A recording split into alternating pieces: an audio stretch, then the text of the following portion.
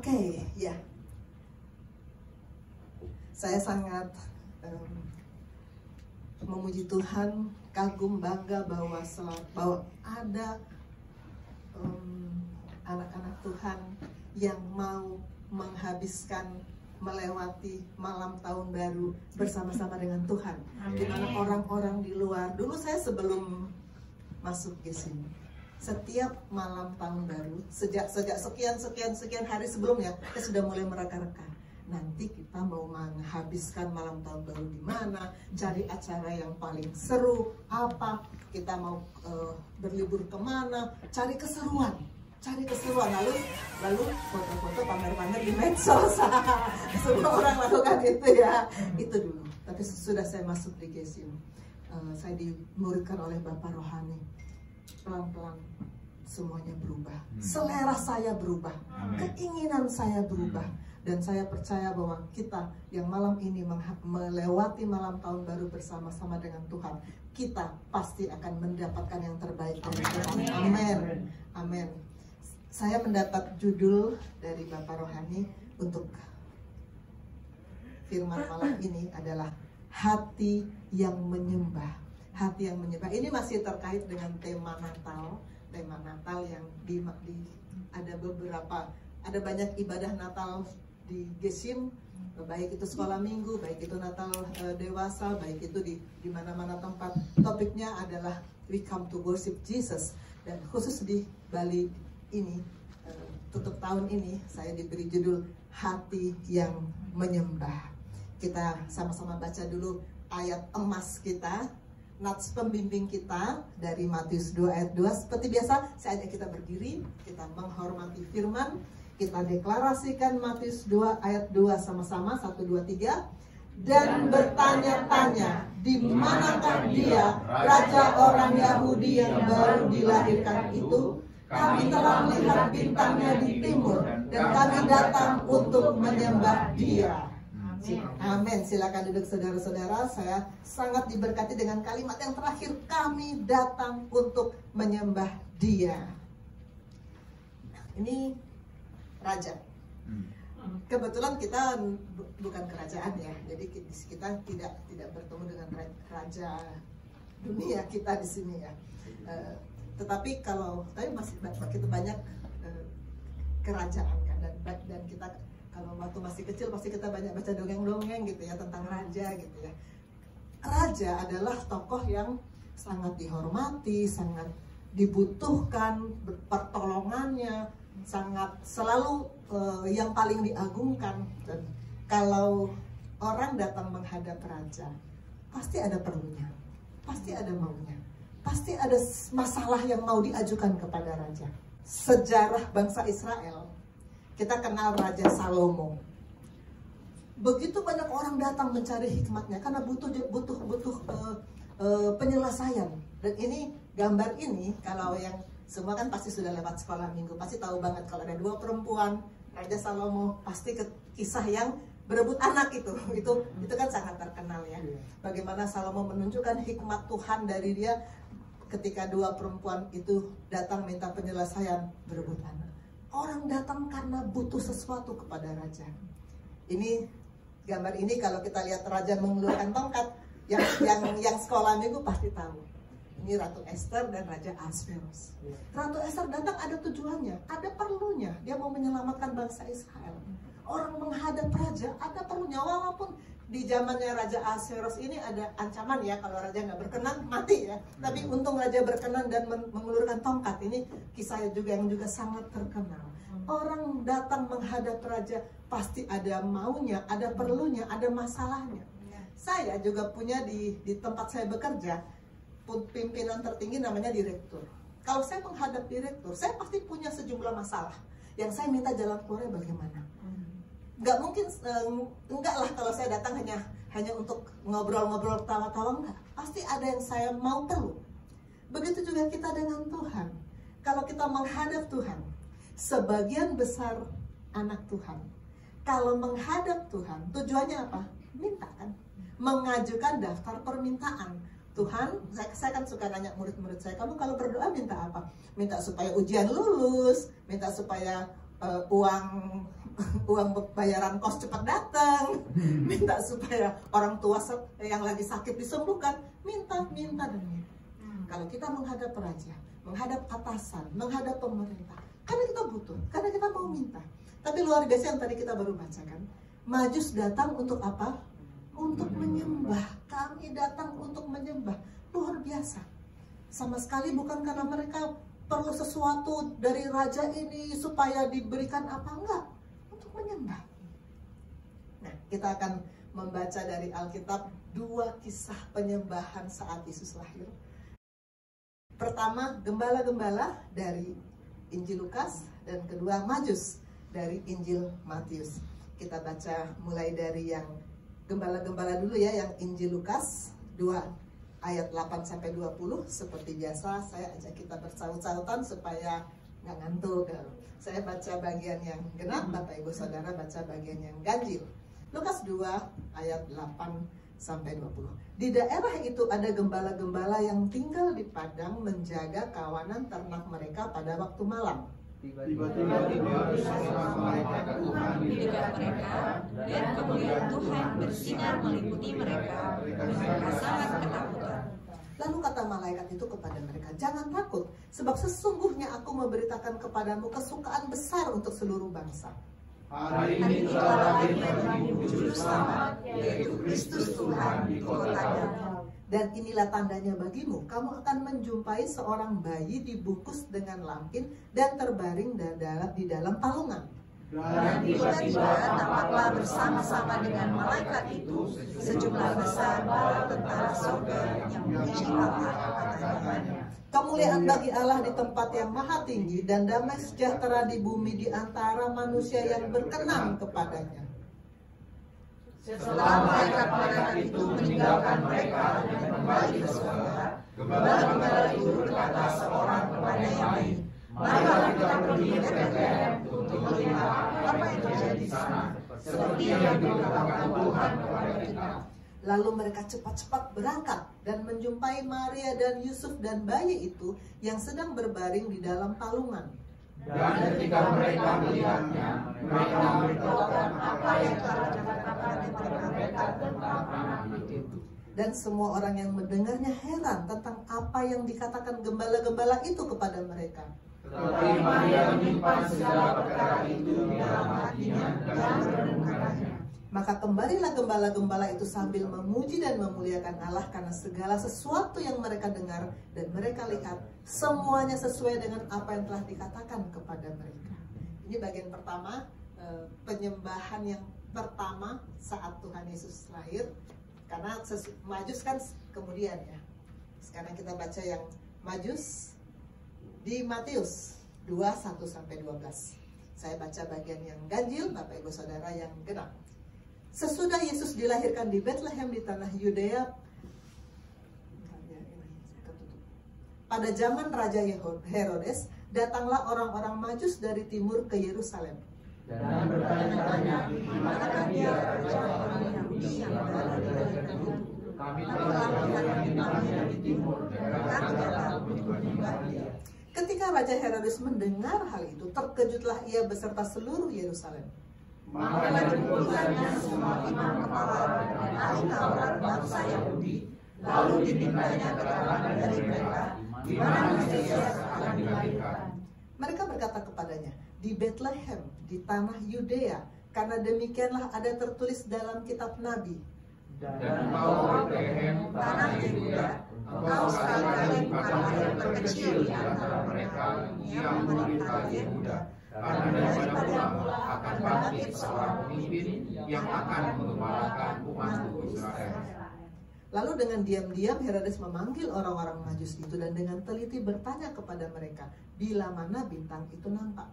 Kemudian ia menyuruh mereka ke Bethlehem, katanya, pergi dan selidikilah dengan seksama apa-apa mengenai anak itu, dan segera sesudah kamu menemukan dia, kabarkanlah kepadaku supaya aku datang menyembah dia. Setelah mendengar kata-kata raja itu, berangkatlah mereka, dan lihatlah, bintang yang mereka lihat di timur itu mendahului mereka hingga tiba dan berhenti di atas tempat di mana anak itu berada. Ketika mereka melihat bintang itu, sangat bersukacita mereka. Maka masuklah mereka ke dalam rumah itu dan melihat anak itu bersama Maria ibunya, lalu sujud menyembah dia. Mereka pun membuka tempat harta bendanya dan mempersembahkan persembahan kepadanya, yaitu emas, kemenyan, dan mur. Dan Anda dikatakan dalam mimpi supaya jangan kembali kepada maka pulanglah karena negerinya melalui jalan lain. Amin, haleluya. Cukup banyak yang kita baca ya. Kita sekarang akan merenungkan hati yang menyembah. Dari dua peristiwa yang kita baca tadi barusan, gembala datang menyembah Tuhan, Majus datang menyembah Tuhan. Kenapa hati? Kenapa judul yang diberikan kepada saya hati yang menyembah? Saya merenungkan kenapa Tuhan mengutamakan hati yang menyembahnya. Saya dokter. Di ilmu kedokteran, hati itu letaknya di perut kanan atas. Coba pegang perut kanan atas masing-masing. Hati di situ. Hati di situ.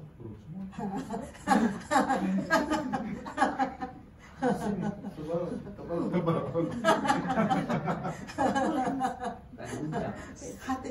Tetapi apakah yang dimaksud Tuhan hati yang kita pegang di perut kanan atas? Hati yang menyembah? Tentu bukan. Saya mau panggil Marni. Mana Marni?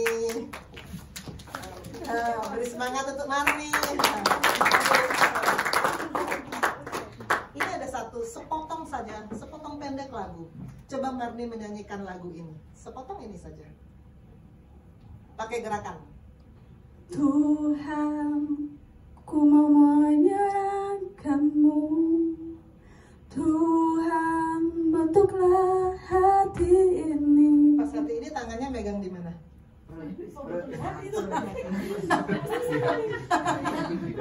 Kan kalau kita nyanyi kan pasti begini ya. Tuhan, ku mau menyerahkanmu. Tuhan, bentuklah hati ini. Atau gini.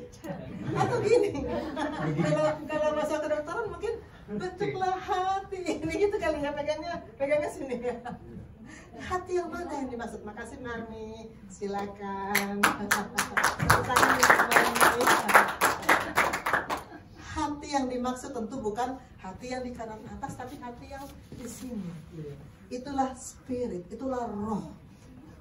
Tuhan mau yang menyembah mulai digerakkan dari roh kita, dimulai dari roh kita, bukan dari fisik kita. Manusia, saya sudah sering mengatakan, terdiri dari tubuh, jiwa, dan roh. Coba lihat di kanan kiri saudara, yang kelihatan itu tubuhnya yang kelihatan. Kalau ada yang nggak kelihatan tubuhnya, penampakan itu. Saya mau undang ke depan dua anak saya. Saya punya banyak anak loh di sini. Di Jakarta juga saya punya banyak anak. Yang saya mau undang sekarang, pertama anak saya Talita. Kedua, anak saya PDM Joshua.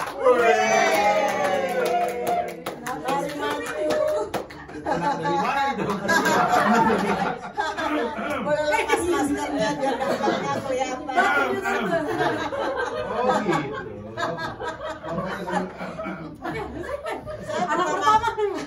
Saya pertama kali ketemu Mirip ya? Pertama kali ketemu di Masohi, waktu saya sharing di Masohi ya. Waktu itu saya belum kenal, cuman saya random aja saya panggil. Dan ternyata itu sudah tanda-tanda ya bahwa akhirnya Awal panggilan Tuhan akan jadi anak saya. Oh. Mereka seumur ternyata. Oh. Aku cuma sama. Kembar dong. Sekarang saya minta Talita pegang mic sayang. Kembar. Manusia terdiri dari tubuh, jiwa, dan roh. Coba Talita memberi deskripsi Yosua ini seperti apa? Misalnya matanya biru, misalnya.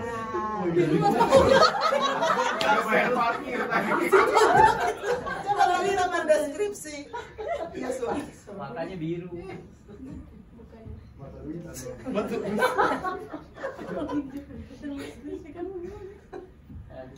Joshua. Lewat jalan tikus. Lesung pipitnya kalau saya mah. Apa Joshua? Tinggi, Joshua tinggi. Tinggi. Hati apa tinggal? Badan Pak, badan. Apalagi yang kalian bisa deskripsikan tentang Joshua? Kalau ada yang tanya Joshua itu seperti apa sih? Besar.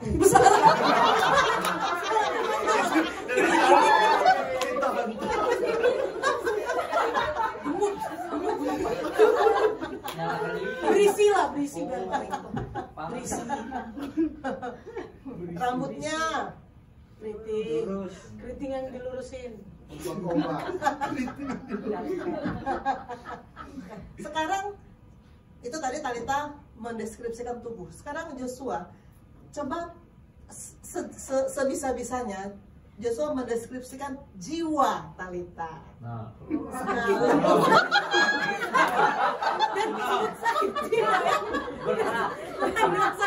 Agak miring.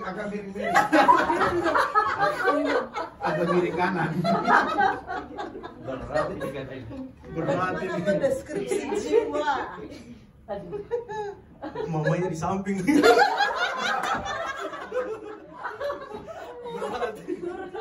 Kalau dari Bapak Rohani mengajarkan kita, jiwa itu terdiri dari 3 komponen: Iya. pikiran, perasaan, keinginan. Kira-kira. Ayo coba. Coba kira-kira. Apa yang dipikiran? Coba baca pikiran. Pikirannya Talita yang kreatif dia. Ya, kreatif. Iya, makasih dulu. Kehendaknya masih lebih banyak ke dirinya sendiri. Asik. Perasaannya Asik. perasaannya lebih banyak ke saya. Gak berani. Ya, terima kasih buat Talita dan Joshua. Kita beri semangat. Ya, manusia terdiri dari tubuh, jiwa, dan roh. Kita bisa menyembah Tuhan dengan tubuh kita, sampai berlutut, sampai angkat tangan, mungkin sampai nangis-nangis. Tapi jiwa kita, roh kita tidak. Bisa. Di Gesim Jakarta, saya sering bawa murid-murid saya ya, koas-koas. Terutama waktu awal-awal. Syair lagu, kita menyanyi sama-sama kan, menyanyikan syair lagu. Tuhan, ku mau menyenangkanmu. Tapi sambil ngomong begitu, tangannya keluarkan HP, lalu jawab-jawab WA. Jadi yang menyembah Tuhan apanya? Hanya tubuhnya kan, hanya fisiknya. Jiwanya kemana, hatinya kemana. Belum lagi mikir-mikir, sambil ngomong, sambil nyanyi memuji Tuhan dalam 2 jam praise and worship. Hatinya mikir-mikir nanti pulang dari ibadahnya aku mau makan di mana, ketemu dengan siapa. Yang menyembah hanya fisik. Hanya fisik, bisa. Tuhan mau bukan hanya fisik, tapi juga pikiran, perasaan, dan keinginan kita juga menyembah Dia. Dan lebih dari itu, roh kita. Tuhan mau roh kita yang menyembah Dia. Karena kalau roh kita menyembah Dia, pikiran, perasaan, dan keinginan kita pasti akan ikut menyembah Dia. Fisik kita pasti akan ikut menyembah Dia. Karena itu Tuhan mau kita menyembah Dia dalam roh dan kebenaran. Roh dan kebenaran. Kemarin di doa akhir pekan ya, saya tiba-tiba ditodong sama Pastor Jerry untuk sharing. Saya mengambil topik stay or live, dan saya ambil Yohanes 6 ayat 63. Ini sebetulnya satu perikop dari bagian akhir khotbah Bapak Rohani ketika Natal. Ayat 63 ini, waktu saya baca, saya sendiri terpesona dengan ayat ini. Rohlah yang memberi hidup, daging sama sekali tidak berguna. Saya pikir, aduh, ini tajam banget ya. Rohlah yang memberi hidup, daging sama sekali nggak berguna. Saya dokter, saya sekolah berapa tahun sih? 6 tahun dokter umum, 5 tahun dokter spesialis, 2 tahun dokter subspesialis. Berapa tahun tuh? 13 tahun. Saya sekolah. Untuk apa? Untuk menyelamatkan daging kan? Untuk menyelamatkan fisik kan? 13 tahun sekolah untuk menyelamatkan fisik. Lalu firman bilang daging sama sekali tidak berguna. Karena di sorga Mana ada daging yang masuk surga? Tidak ada. Daging itu berakhir di dua kali satu. Daging berakhir di situ. Semua manusia berakhir di 2 kali 1. Dagingnya, fisiknya, jiwanya. Yang sampai ke surga itu kan rohnya. Makanya kata firman ini, roh yang akan memberi hidup, daging sama sekali nggak berguna. Maka Tuhan mau kalau kita menyembah Dia, Tuhan mau yang menyembah Dia itu bukan cuma fisik kita, tetapi roh kita. Tuhan bilang kepada perempuan Samaria yang di tepi perigi Yakub di Yohanes 4 ayat 24, Allah itu roh, dan barang siapa menyembah Dia harus menyembahnya dalam roh dan kebenaran. Waktu saya pertama-tama baca ini, saya sebetulnya bingung, nggak ngerti. Menyembah dalam roh itu apakah artinya kita harus berbahasa roh gitu ya, atau apa gitu ya? Tapi kemudian saya terus mengikuti pengajaran, dan ini slide ini sebetulnya saya dapat dari pengajaran Bapak Yosef dan Pastor Rio waktu Pastor Rio masih di Jakarta. Ada 3 tahap pembenaran. Kita adalah orang berdosa yang dibenarkan. Kita bukan orang benar, kita orang berdosa, tapi kita dibenarkan. Pembenaran itu ada 3 tahap. Tahap 1 adalah tahap penyelarasan roh ketika kita buka hati terima Yesus. Saat itu roh kita selaras dengan Allah. Saat itulah kita bisa menyembah Dia dalam roh. Karena sudah selaras. Kalau kita belum pernah menerima Yesus sebagai juru selamat, kita nggak bisa menyembahnya dalam roh. Nggak bisa. Apalagi dalam kebenaran. Karena sesudah kita terima Yesus, kita masuk dalam penyelarasan roh. Maka step selanjutnya adalah penyelarasan jiwa dan tubuh. Itu adalah tahap sanctification, pengudusan yang terjadi melalui firman yang datang tiap-tiap hari. Firman itu kebenaran. Roh itu adalah ketika kita terima Yesus. Firman itu Yohanes 17 ayat 17 ini sudah sering sekali dikhotbahkan di Gesim Jakarta. Firman-Mu adalah kebenaran. Kuduskanlah mereka dalam kebenaran. Firman-Mu adalah kebenaran. Kalau kita mau hidup dalam kebenaran, tiap-tiap hari firman harus datang. Saya sangat cerewet sama murid-murid saya, anak-anak rohani saya di Jakarta. Tiap pagi selalu saya chat mereka di WhatsApp, baca firman dulu. Mulai hari dengan firman. Karena dengan cara itu kita bisa hidup dalam kebenaran. Baru kita bisa tinggal di dalam Dia, dan firman-Nya tinggal di dalam kita. Ini Pastor Rio selalu bilang, posisi yang benar dari anak Tuhan adalah tinggal di dalam Dia dan firman-Nya di dalam kita. Hanya dengan cara itu kita bisa menyembah Dia dalam roh dan kebenaran. Saat kita tiap-tiap hari terima firman, saya mengistilahkan ini pernafasan rohani. Mungkin saya pernah cerita di sini kan, pernafasan rohani itu saat kita tarik nafas, lalu kita buang nafas. Itulah saat tarik nafas, firman datang. Saat kita buang nafas, respon kita kepada Tuhan, perkataan kita kepada Tuhan, itu harus terus-menerus terjadi. Nggak ada orang tarik nafas terus tanpa buang nafas, nggak bisa. Kalau salah satu aja mati, apalagi kalau berhenti bernafas mati. Maka kita harus terus-menerus mendapatkan firman dan terus-menerus merespon firman, mengucapkan deklarasi kita kepada Tuhan, respon kita terhadap Tuhan. Itulah yang membuat kita terus-menerus hidup dalam kebenaran, penyelarasan. Pikiran, perasaan, dan keinginan kita diselaraskan dengan firman. Amin. Nah, yang sering terjadi adalah murid saya nanya gini, ini sering sekali murid saya bilang gini ke saya, dokter, bagaimana caranya ya supaya saya suka baca Alkitab? Caranya bagaimana supaya saya bergairah kalau baca Alkitab? Lalu yang satu lagi nimbrung, iya dokter sama, saya juga. Jadi mereka jujur sama saya. Mereka bilang, iya dokter kok susah banget. Kita tuh kalau untuk baca Alkitab itu yang ada kita kayak ngantuk, kayak nggak ngerti, ya pokoknya nggak menarik. Terus saya pikir, saya jawab apa ya? Saya tanya gini, kamu punya pacar atau pernah punya pacar? Punya dokter. Kalau ketemu pacar, di sini ada berapa pasang yang ada di sini ya?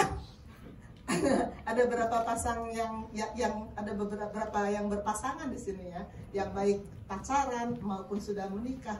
Itu kalau kita mau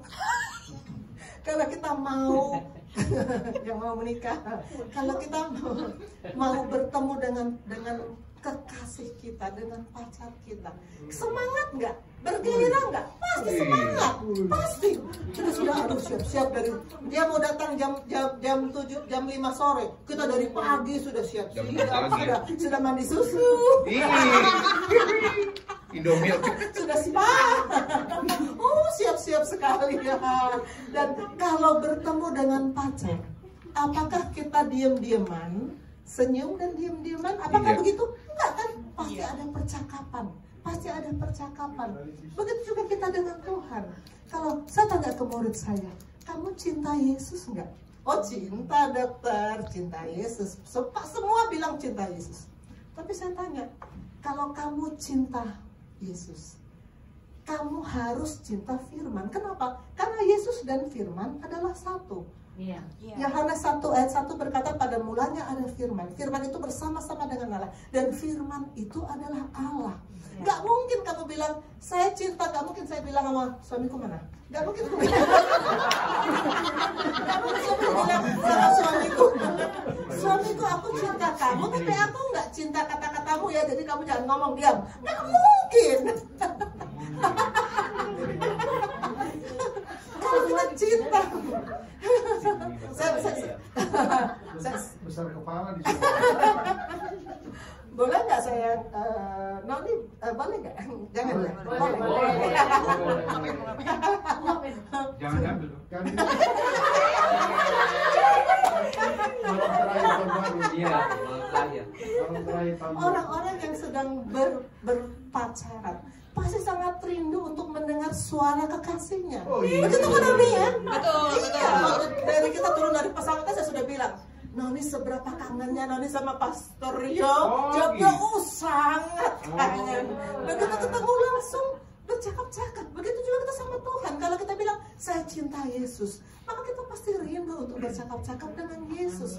Kita pasti rindu untuk selalu dapat firman.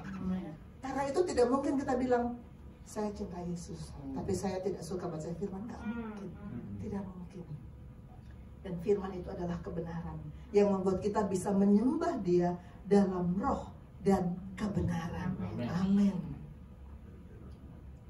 Yohanes 4 ayat 24 ini adalah percakapan Tuhan Yesus dengan perempuan Samaria di tepi Perigi Yakub, kan, dan di situ ada murid-muridnya sekitar yang ikut mendengar. Di ayat 23 ini ayat 24. Di ayat 23 satu ayat sebelumnya Tuhan Yesus bilang begini, tetapi saatnya akan datang dan sudah tiba sekarang bahwa penyembah-penyembah benar akan menyembah Bapa dalam roh dan kebenaran, sebab Bapa menghendaki penyembah-penyembah demikian. Bapa menghendaki penyembah yang benar, yang menyembah dalam roh dan kebenaran. Kalau ada penyembah benar, berarti ada penyembah palsu. Dan dalam cerita yang tadi kita baca itu ada loh penyembah palsu. Siapa tadi penyembah palsu? Herodes. Herodes bilang sama orang Majus, cari ya anak raja baru lahir itu, cari, nanti beritahu ke saya, karena saya juga mau menyembah dia. Herodes ngomong begitu. Hei, kita anak-anak Tuhan, pasti yang di sini pasti enggak, tapi di luar sana anak-anak Tuhan banyak yang omongannya memang bilang, Tuhan aku menyembah Engkau, Tuhanku mau menyenangkanmu. Omongan bilang mau menyenangkan Tuhan, tetapi perbuatannya ternyata tidak. Itu penyembah palsu. Itu penyembah palsu. Apa buktinya bahwa Herodes penyembah palsu? Begitu dia tahu orang Majus nggak melapor, apa yang dia lakukan? Dia bunuh semua anak umur 2 tahun ke bawah. Dia bunuh semua. Di Matius 2 ayat 16 kita bisa baca. Karena dia tujuannya bukan menyembah, memang bukan mau menyembah, tapi ngomong doang, maka itu penyembah palsu. Penyembah palsu.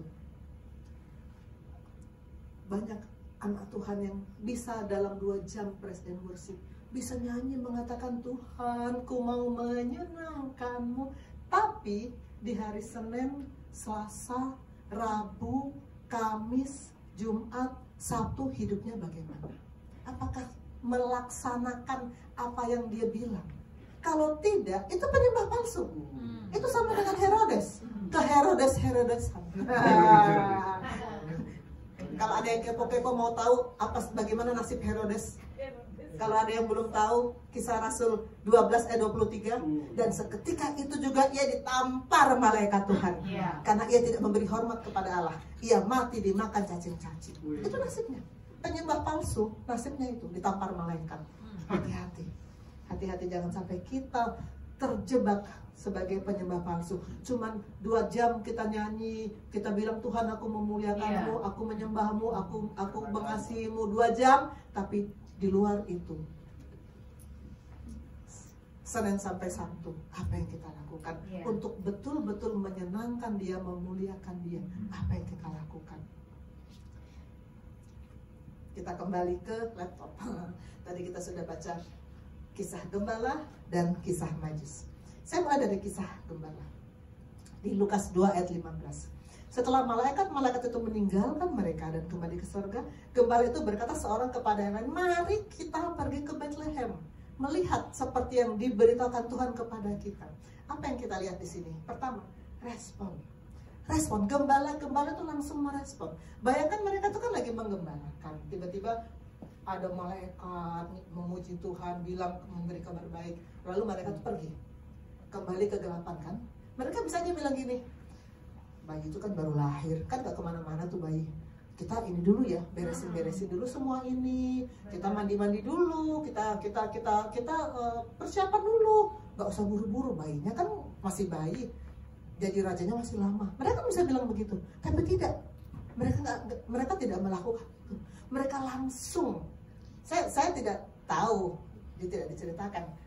Domba-dombanya ikut sampai mana ya, nggak diceritakan. Tapi mereka langsung pergi dan menemukan bayi itu.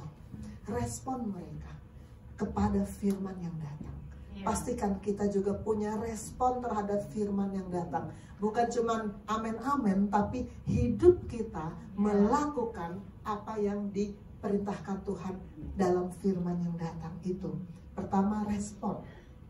Kedua, di ayat 16. Lalu mereka cepat-cepat berangkat menjumpai Maria dan Yusuf dan bayi itu yang sedang berbaring. Mereka bersegera, cepat-cepat. Mereka nggak menunda-nunda, cepat-cepat berangkat. Mereka sangat memusatkan perhatian mereka untuk segera menemui bayi itu. Tidak tunda-tunda waktu. Ini segera ini juga nanti kita baca di Orang Majus. Nanti kita akan ulangi lagi segera ini. Saya lanjut dulu. 17. Ketika mereka melihatnya, mereka memberitahukan apa yang telah dikatakan kepada mereka tentang anak itu. Mereka tuh gembala-gembala, bukan pengkhotbah pasti, bukan guru, bukan pengajar pasti. Tapi mereka bisa langsung menyaksikan apa yang mereka dengar tentang anak itu. Mereka bersaksi. Banyak kan anak Tuhan kalau disuruh bersaksi, oh aku nggak bisa ngomong. Gembala-gembala itu bukan orang terpelajar loh, gembala doang bisa langsung bersaksi. Bersaksi adalah menceritakan apa yang kita alami bersama dengan Tuhan, itu aja. Mereka langsung cerita apa yang dikatakan tentang anak itu. Dan 20, kembalilah gembala-gembala itu sambil memuji dan memuliakan Allah, karena segala sesuatu yang mereka dengar dan mereka lihat sesuai dengan apa yang dikatakan kepada mereka. Memuliakan Allah, memuliakan Allah. Kita kan nggak tahu bagaimana keadaan gembala-gembala sebelum bertemu dengan malaikat. Apakah mereka pernah baca Taurat Musa? Kita nggak tahu. Apakah mereka punya bapak rohani bernama Bapak Yosef Latu Pelisa? Kita nggak tahu. Kalau punya bapak rohani Bapak Yosef, oh jelas dia bisa bersaksi, jelas dia memuliakan Allah. Tapi kan gembala ini kita nggak tahu.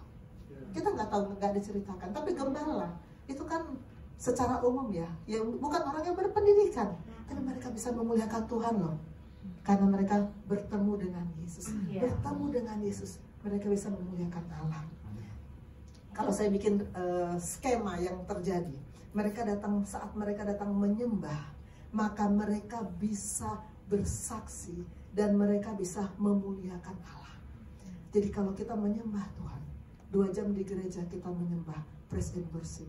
maka kita harus bisa juga di hari-hari berikutnya bersaksi dan memuliakan Allah. Amin. Kalau kita katakan Tuhan, ku mau menyenangkan-Mu, maka pastikan tiap-tiap hari dalam hidup kita bersaksi dan memuliakan Allah. Kita masuk ke cerita kedua, orang Majus di Matius 2.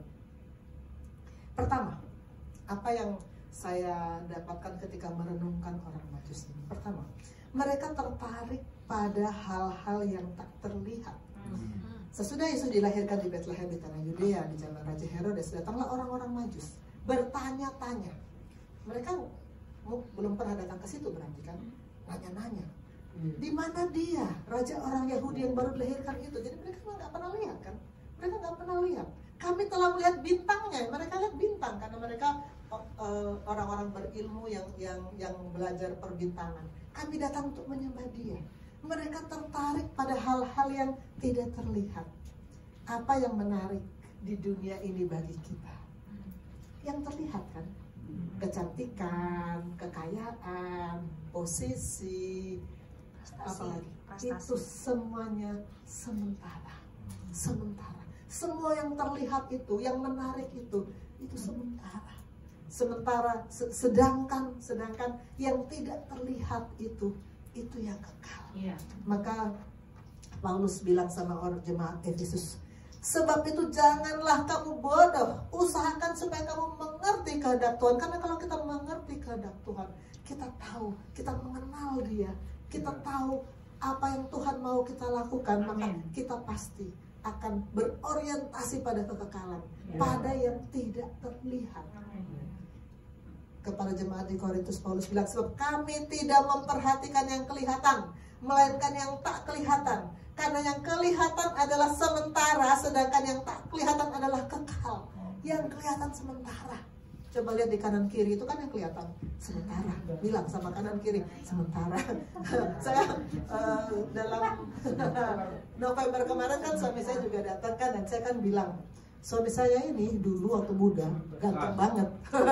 Waktu muda ganteng banget, sekarang tua kan. Semua kegantengan, kecantikan sementara. Orientasi pada yang kekal. Kami tidak memperhatikan apa yang kelihatan, tapi yang tidak kelihatan, karena itu yang kekal. Pertama, tertarik pada hal-hal yang tidak kelihatan. Kedua, orang Majus bersegera, tidak menunda-nunda, sama dengan gembala tadi, segera, tidak menunda-nunda. Ini juga saya baca cerita sih. Ada rapat di kerajaan setan. Bapak kepala setan, direktur setan bilang gini, ayo kasih usulan bagaimana cara kita menyesatkan manusia supaya bertambah anggota kerajaan kita yang masuk di api menyala-nyala ini. Ada satu setan cerdik bilang gini, kita bilang sama manusia, kamu butuh Yesus, kamu butuh firman, kamu butuh untuk bisa selamat. Tapi gak mesti sekarang loh, gak mesti sekarang, kamu kan masih muda, nikmati dulu. Dunia ini menarik, nikmati dulu, nonton dulu, karaoke dulu, pelan-pelan ya, lama-lama. Nih tinggal, gak usah tiap hari minggu ke gereja, kan jalan-jalan dengan teman-teman ke Bromo kan cuma sekali-kalinya ini. Itu siasat iblis yang sangat jitu, yang membuat begitu banyak orang memutuskan, nanti saya mau terima Yesus nanti. Kalau sudah dekat-dekat umur, siapa yang tahu umur. Pas malam Natal ya, ada video viral ya, konduktor lagi semangat-semangat begini kan, tiba-tiba langsung meninggal. Siapa yang tahu umur? Saya punya perawat endoskopi, saya kan mengajar endoskopi. Perawat endoskopi saya umurnya masih 30-an. Nggak sakit, nggak apa. Pulang dari habis kerja, naik motor, kecelakaan tunggal, entah apa, nggak ada yang tahu. Tahu-tahu ditemukan sudah mati begitu aja. nggak sakit nggak apa, nggak ada yang tahu umur. Jangan tunda-tunda untuk ikut Tuhan. Jangan tunda-tunda untuk serahkan diri total kepada Tuhan. Karena kalau serahkan diri separuh-separuh, enggak deh. Pasti akan habit of sin akan menyeret kita terus ke menjauhi firman. Serahkan diri total kepada Tuhan. Jangan tunda-tunda. Ketiga, sedia bayar harga. Orang Majus itu saya dapat contekan dari Kak Noni waktu kasih sharing di sekolah minggu. Diduga orang Majus itu dari Media Persia ya, dari daerah timur Media Persia, yang jaraknya kira-kira 400 miles, atau kalau saya coba hitung di komputer online sekitar 600 sekian kilo.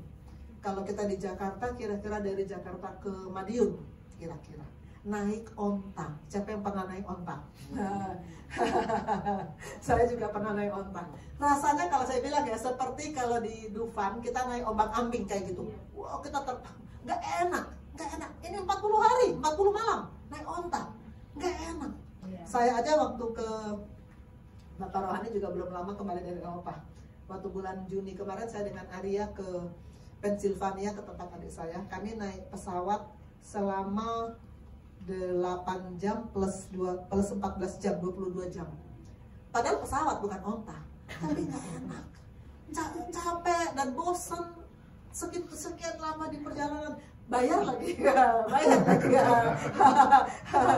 Udah bayar, capek lagi. Tapi kan kita, kenapa kita mau lakukan itu? Karena kita punya tujuan kan, mau ketemu dengan saudara. Begitu juga orang Majus, mereka bayar harga. Karena mereka memang punya niat, ada tujuan mau bertemu dengan raja yang baru lahir itu, yang mereka lihat bintangnya. Bayar harga. Saya kan tadi cerita bahwa saya dulu sebelum dimuridkan di GESIM, setiap malam tahun baru selalu cari hura-hura, cari acara-acara yang meriah. Saya kebetulan ya suka dansa, suka yang seru-seru lah, saya suka. Dan dulu begitu, tetapi sekarang sejak saya dimuridkan di sini, setiap malam tahun baru kita perjamuan kudus, kita cari Tuhan. Karena dan itu juga harga yang harus dibayar, bahwa kita tidak mencari kesenangan dunia, karena kita tahu hidup kita adalah hidup yang sudah ditebus oleh darah Yesus, sehingga kita harus memberi untuk kemuliaan namanya. Amin. Saya datang ke sini bayar harga loh, bukan hanya beli tiket, bukan hanya bayar hotel, tapi dokter itu beda dengan karyawan biasa. Karyawan biasa dapat gaji misalnya ya, sebulan 30 juta misalnya. Kalau dia cuti, gaji tetap utuh kan. Tapi dokter itu kan dibayar dari praktek. Jadi kalau saya seminggu meninggalkan praktek, maka yang saya bisa terima tinggal 3 praktek. Kalau saya 2 minggu meninggalkan praktek, maka yang saya terima tinggal separuhnya. Dokter kan begitu. Itu harga yang harus dibayar. Tapi saya sama sekali tidak merasa rugi, karena saya tahu untuk apa saya datang ke sini. Saya tahu untuk apa saya tahu pasti Tuhan akan terus memberkati saya dengan cara Tuhan sendiri. Kita harus siap bayar harga, karena kita tahu untuk apa kita datang kepada Tuhan. Kita tahu untuk apa hidup kita di hadapan Tuhan, karena kita tahu, maka kita siap bayar harga.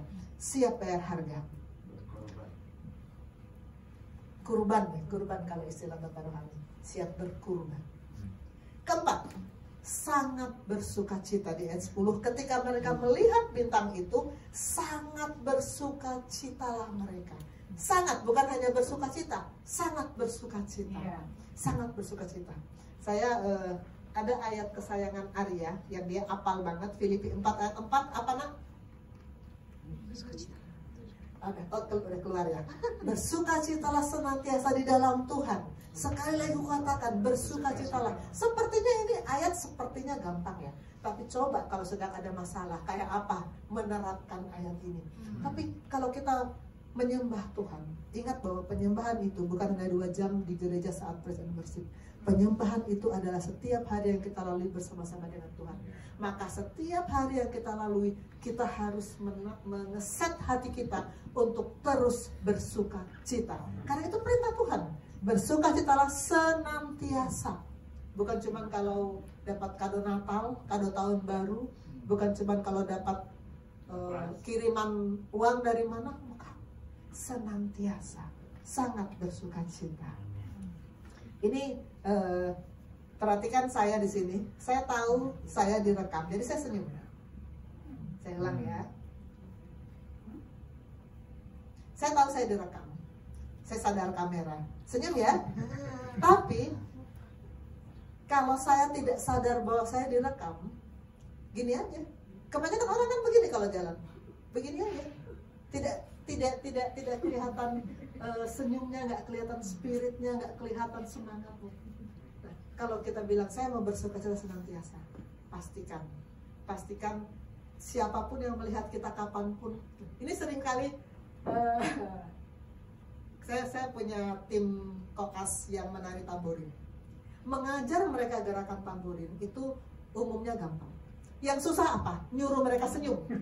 Nyuruh mereka senyum. Nari tamborin mukanya tegang semua karena sibuk ngapalin sih. Tapi kalau kita menikmati tarian itu sebagai tarian untuk Tuhan, kita pasti akan senyum sepanjang kita menari. Pasti akan senyum sepanjang kita menari. Karena itu untuk Tuhan. Bersukacitalah senantiasa. Amin. Dan yang kelima, memberi persembahan. Maka masuklah mereka ke dalam rumah itu dan melihat anak itu bersama Maria ibunya sujud menyembah dia. Mereka pun membuka tempat harta bendanya, mempersembahkan persembahan kepadanya, yaitu emas, kemenyan, dan mur. Bapak Rohani di hari-hari terakhir ini, setiap kali ada sharing atau ada inspirasi selalu mengatakan bahwa penyembahan harus selalu disertai persembahan. Karena ini dicontohkan oleh orang Majus. Mereka datang untuk menyembah dan mereka memberikan persembahan. Kenapa sih kita harus memberi persembahan? Pertama, memang ini perintah Tuhan. Memang banyak sekali kalau kita baca di Alkitab, banyak sekali perintah Tuhan yang mengatakan kita harus memberi persembahan untuk Tuhan. Salah satunya di 1 Tawarikh 16 ayat 29. Berilah kepada Tuhan kemuliaan namanya, bawalah persembahan dan masuklah menghadap dia. Jadi ketika masuk, itu sudah bawa persembahan. Bukannya baru dicari-cari nih. Saya mengutip yang Bapak Rohani belum lama sampaikan. Bukannya baru dicari-cari begitu, kantong lewat, goro-goro. Dulu di gereja lama kita begitu. Di gereja lama kan ada kantong diedarkan. Begitu sudah begitu mulai persembahan, kita buka-buka cari. Dan umumnya ya, cari lembaran yang agak kecil-kecil angkanya ya gitu ya. Umumnya begitu ya, cari-cari. Ketika kita masuk menghadap, kita sudah bawa persembahan, sujud menyembah kepada Tuhan dengan berhiasan kekudusan. Itu yang Tuhan mau. Saat kita menghadap dia, menyembah dia, kita bawa persembahan. Itu perintah. Kedua, itu bukti kita mengasihi. Ketika ditanya, Tuhan apa perintah yang paling penting? Tuhan bilang apa? Di Matius 22 ayat 37. Kasihilah Tuhan Allahmu dengan segenap hatimu, dengan segenap jiwamu, dengan segenap akal budimu. Kasihilah. Kalau kasih, mana ada kasih yang gak mau memberi? Saya bilang sama Talita, anak saya, Talita mama sayang sekali sama Tauna. Mama sayang banget. Terus besoknya Talita bilang, Ma, beliin laptop Talita rusak. Saya bilang apa? Wah, kalau laptop uang mama belum ada. Talita bilang apa? Katanya sayang. Orang kalau sayang masa tidak mau memberi. Kalau sayang, kalau mengasihi, hati saya senang sekali kalau saya mesti memberi untuk anak saya. Senang sekali karena berarti itulah gunanya saya buat anak saya. Begitu juga kalau pekerjaan Tuhan, kalau Bapak Rohani bilang ada pelayanan misi, saya senang sekali kalau saya bisa mempersembahkan sesuatu kepada Tuhan, karena saya mengasihi Tuhan. Kalau kita mengasihi Tuhan, maka pasti kita akan senang sekali untuk bisa mempersembahkan persembahan untuk pekerjaan Tuhan. Dan yang ketiga, kalau kita memberi persembahan, memberi untuk Tuhan, itu menunjukkan bahwa kita tidak terikat sama materi itu. Tidak terikat sama materi itu. Kita terikat sama yang memberi materi, bukan sama materinya. Waktu Natal tanggal 24 kan ada adegan janda miskin ya. Itu Natal tanggal 24 itu menarik sekali. Saya senang menikmati. Dan salah satu pemerannya di sini ada Talita, ada Arya. Tapi kalian memerankan orang kayanya ya. Orang kayanya, janda miskinnya Kristi ya kalau nggak salah ya. Janda miskin ini Tuhan Yesus melihat kan, mengamati orang-orang yang memberi. Dan janda ini memberikan 2 keping. Memang tinggal itu uangnya. Dan Tuhan bilang apa? Dia memberi lebih banyak karena dia memberi dari kekurangan. Saat saya pernah menceritakan apa yang saya renungkan tentang janda miskin ini, saya bilang gini, sebetulnya janda miskin ini siapalah bapak rohaninya ya? Siapa yang ngajarin ke dia untuk memberikan kepada Tuhan dan memberi jaminan bahwa kalau ini saya kasih untuk Tuhan, Tuhan memelihara saya? Siapa ya? Kan itu nggak diceritakan. Itu nggak diceritakan. Dan kemudian sesudah itu juga nggak ada cerita maka Petrus dan murid-murid yang lain bertemu dan melihat janda itu sudah kaya. Enggak ya, nggak ada cerita itu. Tapi dengan iman kita percaya Tuhan pasti memelihara. Dan kisah ini memang sangat-sangat menginspirasi kita bahwa kita harus terikat kepada Tuhan, bukan kepada fasilitasnya, bukan kepada uangnya, bukan kepada berkatnya, tapi kepada Tuhan si pemberi berkat. Percaya betul. Saya sungguh-sungguh dengan mengalami. Sejak saya dulu kan saya pelit sama Tuhan. Betul. Dulu waktu saya belum di GC, saya tuh kalau ngasih persembahan ibadah minggu itu biasa karena saya tahu mama saya ajarin. Kalau memberi perpuluhan itu biasa karena mama saya sudah ajarin, jadi saya sudah tahu. Tapi kalau lebih dari itu diminta untuk misalnya ada pelayanan misi, ada pembangunan gereja, ada apalah, berat rasanya. Aduh, kan nyari uang susah gitu ya. Dulu begitu sebelum saya dimuridkan di GC. Tapi sekarang saya mau saksikan betul bahwa sejak saya sungguh-sungguh dengan Tuhan, berkat Tuhan itu mengalir terus dan semakin deras. Tuhan berikan. Saat kita memberi untuk pekerjaan Tuhan, Tuhan alirkan berkatnya. Jangan ragu-ragu untuk memberi bagi pekerjaan Tuhan. Jangan pernah ragu-ragu. Karena Tuhan itu sumber berkat. Tuhan itu sumber berkat dan pasti Dia akan mengalirkan berkatnya untuk kita. Amin. Nah, kita sampai pada kesimpulan. Untuk punya hati yang menyembah, dari 2 kejadian yang kita pelajari, gembala dan majus. Pertama, kita harus merespon firman. Kedua, kita harus hidup bersaksi memuliakan Allah. Ketiga, kita harus tertarik pada hal-hal yang tidak terlihat. Keempat, kita harus bersegera, jangan tunda-tunda, jangan tunggu sampai kita nggak tahu kan kapan waktu Tuhannya. Segera, jangan tunda-tunda. Keempat, kelima, kita harus siap bayar harga. Siap bayar harga. Bukan hanya uang, tapi juga tenaga kita, waktu kita, pikiran kita. Siap bayar harga. Keenam, kita harus selalu bersuka cita.